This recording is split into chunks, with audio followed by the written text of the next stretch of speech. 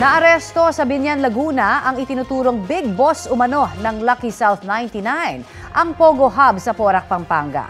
Bukod sa kanya, nasa kote rin ang 12 iba pang banyaga at 9 na Pinoy. Balita hatid ni Bam Alegre.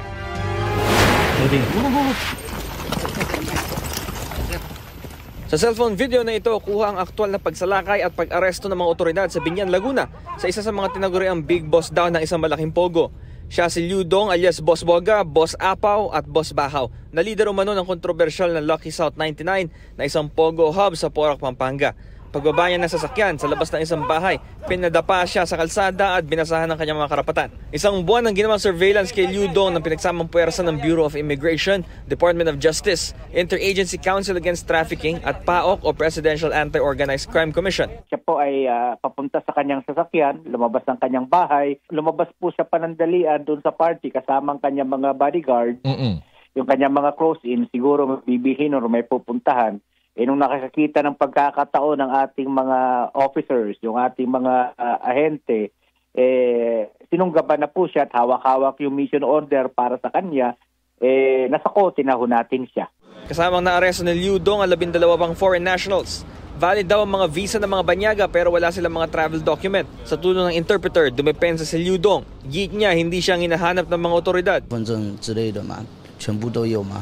Okay, maybe he thinks his arrested is wrong guys, and then maybe after that he will provide the passport. Inaresto rin ng mga operatiba ang 9 na Pilipino na nagtatrabaho para sa mga foreigner. Sila ay mga driver, personal assistant at mga bodyguard. Itinanggi ng mga Pinoy na sangkot sila sa pogo. Nabigla lang po kami, sir. Hindi po namin alam na ganun yung mga problema.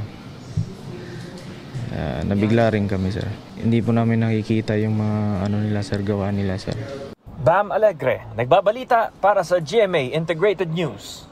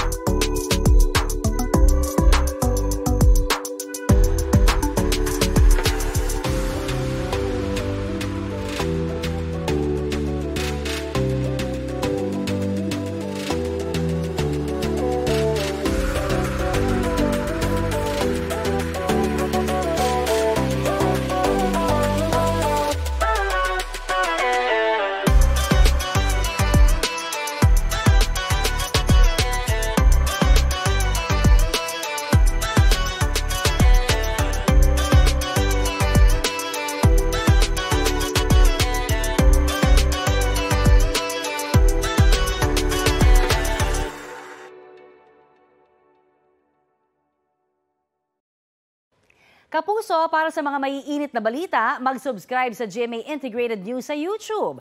Sa mga kapuso naman abroad, subaybayan nyo kami sa GMA Pinoy TV at sa www.gmanews.tv.